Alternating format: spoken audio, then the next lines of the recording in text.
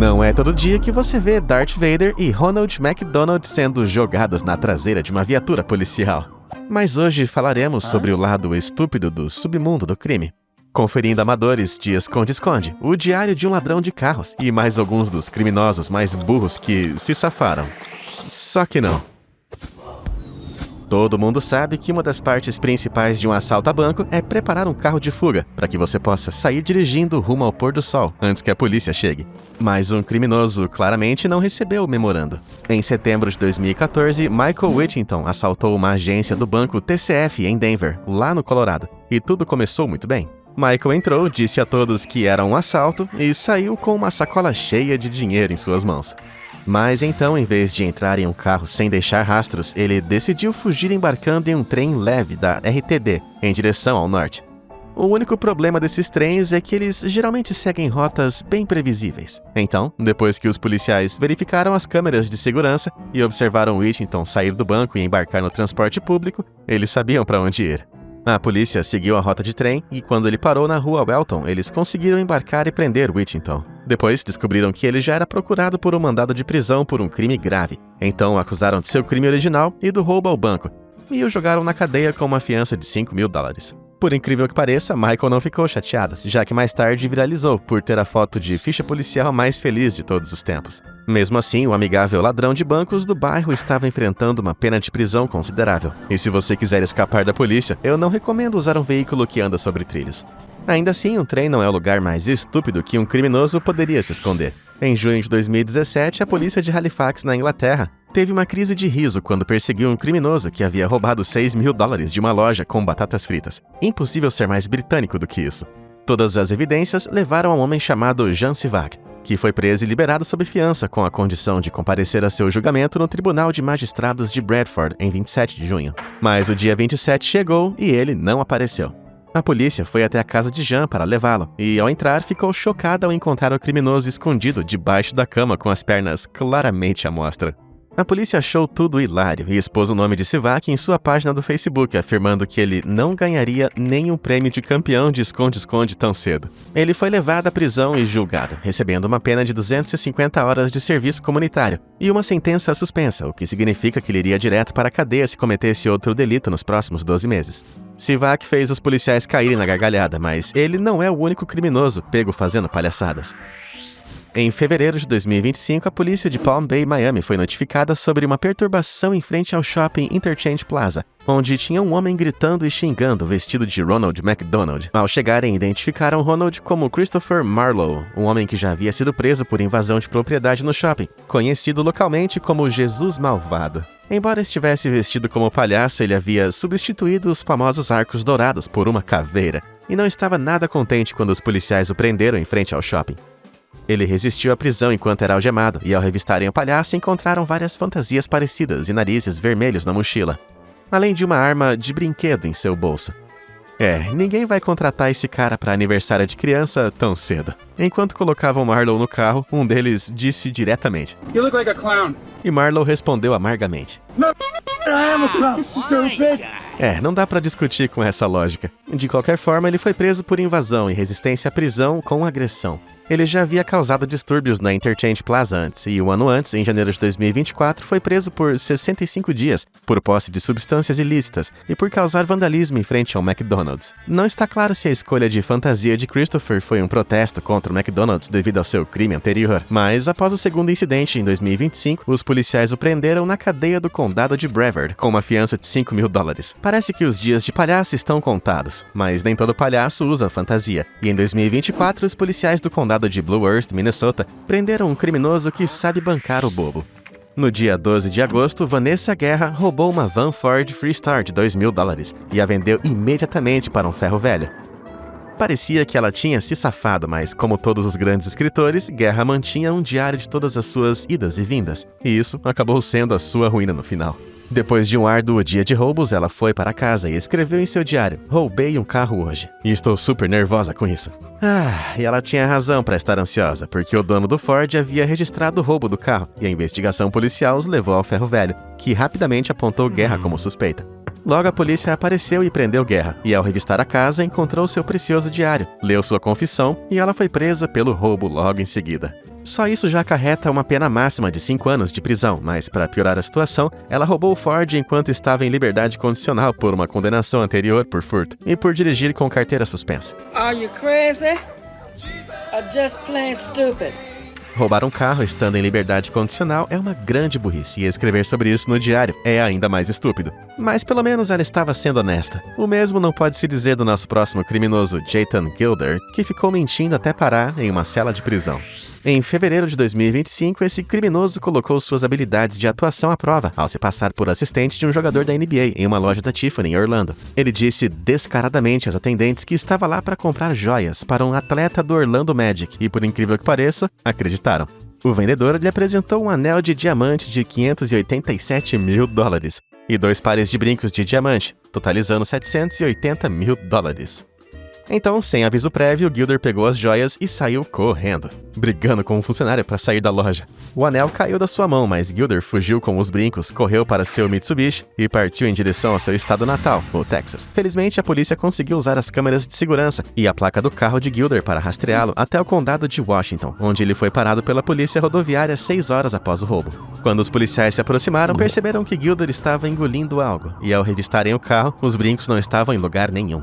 Mesmo assim, o levaram para a cadeia do condado de Washington, e como ele recusou a explicar onde havia se desfeito do produto do roubo, decidiram fazer um raio-x. O exame revelou que Gilder havia engolido os brincos enormes quando foi parado. E quando perguntaram sobre isso, o criminoso disse: "Seria acusado pelo que está no meu estômago?"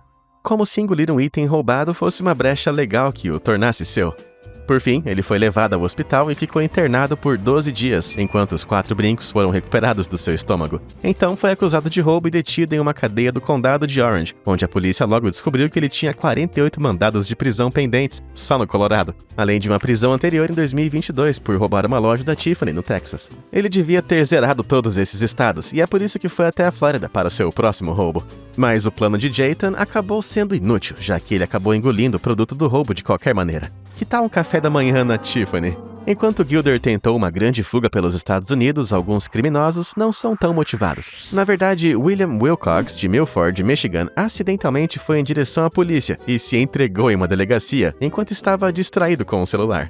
Como muitos de nós, Wilcox era fã de jogos e em 2016, nenhum jogo era mais popular do que Pokémon Go.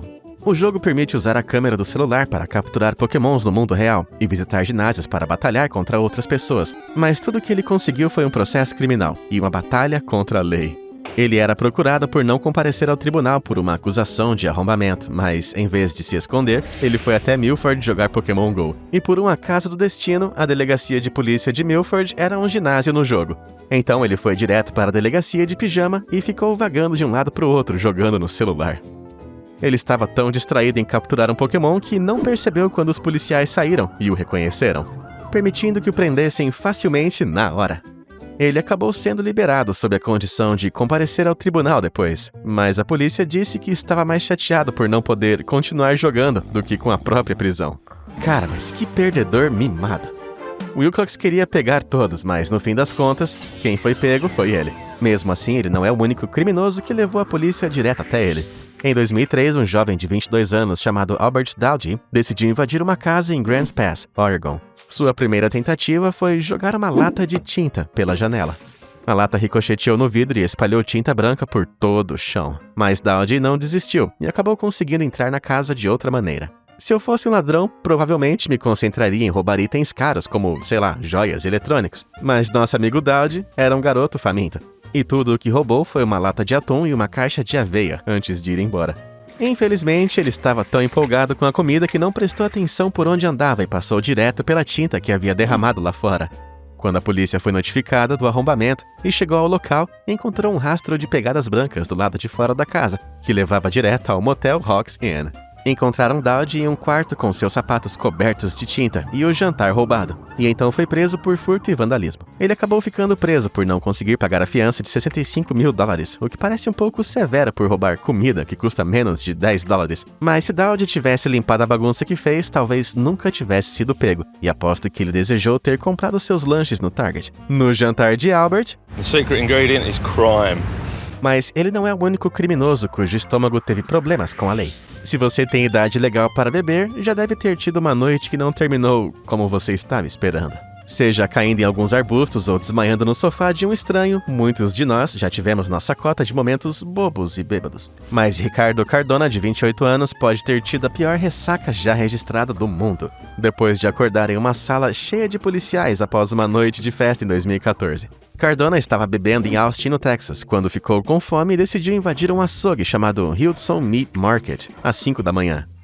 Ele tentou arrombar a porta da loja por 20 minutos antes de finalmente conseguir entrar e roubar algumas linguiças cruas. Não está claro se ele se sentiu culpado pelo crime ou se apenas ficou com sono, mas logo depois ele voltou à loja, entrou no escritório e cochilou na cadeira. Ele nem chegou a comer a comida roubada porque dormiu como um bebê até às 7 da manhã, quando foi acordado por policiais bem decepcionados com a situação. Eles o prenderam por invasão de propriedade, mas como nada foi roubado, o Hudson Meat Market considerou o caso um acidente causado por embriaguez e não prestou queixa. Que sorte, porque eu não consigo imaginar nada mais constrangedor do que ir pra cadeia e explicar aos outros que você foi pego roubando algumas linguiças. Espero que Cardona aprenda a lição e amadureça um pouquinho. Infelizmente, algumas pessoas não ficam espertas com a idade, como o assaltante de bancos Thomas Infante, de 40 anos. Em 2008, ele assaltou uma agência do Fifth Third Bank em Chicago. E ao entrar, entregou um bilhete direto para o caixa, que tinha uma exigência: seja rápido e pare. Me dê o dinheiro ou eu atiro. Apesar de um pequeno erro ortográfico ali, o caixa entendeu a mensagem e discretamente entregou a Infante quase $400 antes dele fugir. Foi um roubo muito fácil para o criminoso, mas acabou sendo uma investigação ainda mais fácil para os detetives, já que o bilhete de Infante revelava sua identidade. Thomas havia escrito a exigência no verso de um contra-cheque rasgado de seu emprego. Ele rasgou o contra-cheque e deixou a outra metade no chão do lado de fora do banco, e quando a polícia o encontrou, descobriu seu nome completo, endereço e local de trabalho. Thomas foi prontamente preso em sua casa em Cary, Illinois, condenado a 46 meses de prisão e obrigado a devolver o dinheiro que roubou. Ele claramente não pensou muito bem sobre esse roubo, mas em 2024, 4 caras na Califórnia bolaram um plano incrivelmente elaborado para roubar dinheiro por meio de fraude de seguro. A ideia, que deveria parecer genial depois de umas cervejas a mais, envolvia simular ataques de ursos no interior de seus carros de luxo para receber pagamentos de seguro. Eles pensaram que se pudessem fornecer provas em vídeo dos ataques de ursos, a seguradora teria que pagar pelos danos, permitindo que eles acumulassem muito dinheiro. Então, em 28 de janeiro, um deles vestiu uma fantasia de urso de corpo inteiro e usou um utensílio de churrasco chamado garra de carne para arranhar o interior de suas 2 Mercedes e seu Rolls Royce. Em seguida, enviaram as mensagens de segurança de cada ataque para 3 seguradoras diferentes como prova. Incrivelmente, as empresas caíram no golpe e o grupo recebeu um total de $141 mil, indenizações das 3 reivindicações separadas. Eles devem ter ficado eufóricos, mas deixaram passar um detalhe importante. A mesma data e endereço foram usados nas 3 reivindicações, o que acabou sendo considerado altamente suspeito. Isso levou o Departamento de Seguros da Califórnia a analisar as imagens e a chamar um especialista em ursos do Departamento de Pesca e Vida Selvagem. Foi confirmado que o urso era claramente um humano fantasiado. Então a polícia foi até as casas dos criminosos e encontrou a fantasia, antes de prender os 4 amigos por fraude de seguro. Isso é que eu chamo de poder da amizade. Rindo juntos, chorando juntos, fraudando juntos. Mas que bonitinho. Eles levaram o termo parceiros do crime muito a sério, e nosso próximo caso não é diferente, pois envolve uma dupla de delinquentes com apenas um neurônio entre eles. Você conhece Debbie Lloyd, certo? Bom, essa é a versão texana, estrelada por Dorian Walker Gaines e Gillian Thompson, de Houston. Junto, eles invadiram uma caminhonete destrancada de um homem chamado Stuart Schaefer e roubaram $5 mil e um iPad. Em seguida, fugiram para um Burger King próximo e usaram o iPad para gravar vídeos ostentando sua riqueza recém-adquirida. Hello, America. This is Dorian, from the Money Team. Eles se chamavam de a equipe da grana, e Walker Gaines chegou a postar os vídeos no Facebook. No entanto, o que não esperavam foi que tudo que gravaram também estava sendo carregado na conta do iCloud de Stuart Schaefer e aparecendo em todos os seus outros dispositivos. Como era de se esperar, Schaefer logo descobriu as gravações e encaminhou a polícia. Ele também pediu a um amigo que publicasse imagens da equipe da grana, e quando viralizaram no Reddit, alguém contatou Schaefer e lhe deu os nomes e endereços de Dorian e Gillian. Schaefer passou essas informações para a polícia, que prendeu os criminosos e os sentenciou a 5 anos de liberdade condicional. A sentença de Dorian também incluiu uma ordem de restituição que o obrigava a pagar a Schaefer $9 mil para cobrir o dinheiro e o tablet roubado. Nossa, eles poderiam ter comprado um iPad com essa grana. Espero que Schaefer tenha aprendido a parar de deixar coisas na caminhonete. A melhor proteção para seus objetos é mantê-los com você. No entanto, isso foi a ruína de um ladrão de 19 anos de Houston, em maio de 2017. Siracco Balmaceda e 2 cúmplices tentaram roubar uma casa no condado de Harris, invadindo a garagem. Mas quando entraram, foram confrontados pelo dono da casa, que os surpreendeu sacando uma arma. Os ladrões meteram o pé e tudo poderia ter terminado ali mesmo. Exceto que quando o dono da casa olhou ao redor de sua garagem, descobriu que Balmaceda havia deixado sua mochila para trás. Ela tinha a carteirinha de estudante de um deles e documentos que mostravam que já estava em liberdade condicional por roubo de veículo. Então o dono da casa enviou fotos das evidências para a polícia, que rapidamente identificou e prendeu Balmaceda. Mas a mochila não o incriminou apenas neste crime, e também estava ligada a outro roubo na mesma rua, ocorrido há pouco tempo atrás, em outubro de 2016. Alguém invadiu uma propriedade e roubou uma luminária de $950, mas uma casa vizinha tinha imagens de segurança. As imagens não mostravam claramente o rosto do criminoso, então ele escapou impune. No entanto, o que estava claro era uma mochila peculiar que foi ligada a Balmaceda após o segundo roubo, que foi 1 ano depois. Isso significa que Siracco foi acusado de 2 crimes de roubo, e inacreditavelmente, um policial conseguiu rastrear a luminária que ele roubou em 2016 até uma loja de penhores próxima. Os cúmplices de Siracco não foram identificados, então o texano acabou sendo o único culpado, sendo preso e obrigado a aprender uma lição muito humilhante. Não leve sua identidade para a cena de crime, seu idiota. Esse próximo criminoso também tinha uma lição a aprender, especificamente sobre aulas de direção. Admito que não sou o melhor motorista do mundo e com certeza já me perdi algumas vezes na vida, mas em 2015, Sylvia Machaya perdeu a saída e acabou com uma ficha criminal. Machaya tinha ido ao México para adquirir uma grande quantidade de substâncias ilícitas, se é que você me entende. Incrivelmente, ela passou pela fronteira entre os Estados Unidos e o México no posto de entrada em Otay Mesa, que divide San Diego e Tijuana. Os agentes da fronteira que inspecionaram seu Ford Focus não faziam ideia de que ela estava escondendo 12 quilos de drogas atrás dos painéis traseiros do carro. Então, ela foi liberada e se safou completamente de seu crime. Mas então ela fez a pior curva errada de sua vida. Em vez de seguir em frente e entrar em San Diego, ela acidentalmente entrou em um estacionamento secundário, reservado para carros suspeitos que os agentes haviam selecionado para uma inspeção mais detalhada. Assim que ela entrou no estacionamento, os agentes presumiram que o carro era suspeito, então exigiram uma nova inspeção. Dessa vez, o contrabando foi descoberto e constatou-se que tinha um valor de mercado superior a $100 mil.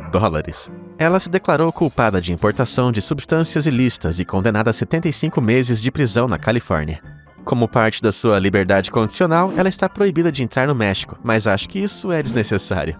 Ela é tão ruim em seguir instruções que não ia conseguir encontrar o país de novo de qualquer jeito. Machaya tomou uma decisão impulsiva que lhe custou a liberdade, mas outros criminosos mais perversos são muito mais calculistas. Dennis Rader iniciou uma onda de crimes horríveis em 74 e tirou a vida de 10 pessoas ao longo de 17 anos aterrorizantes. Ninguém sabia quem ele era, e ele era simplesmente chamado de BTK pela mídia. Até que ele revelou sua própria identidade, apenas com um simples erro de TI.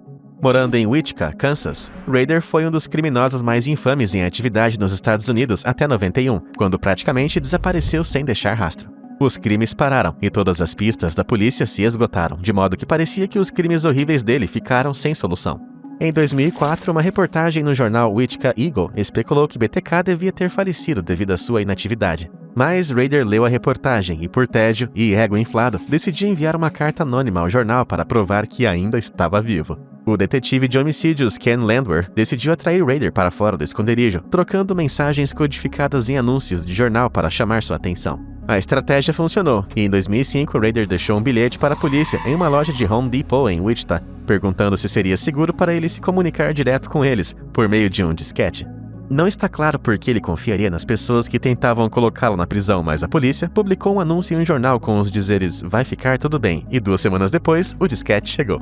Ele continha um arquivo dizendo "Isso é um teste", e para Rader era totalmente impossível de rastrear.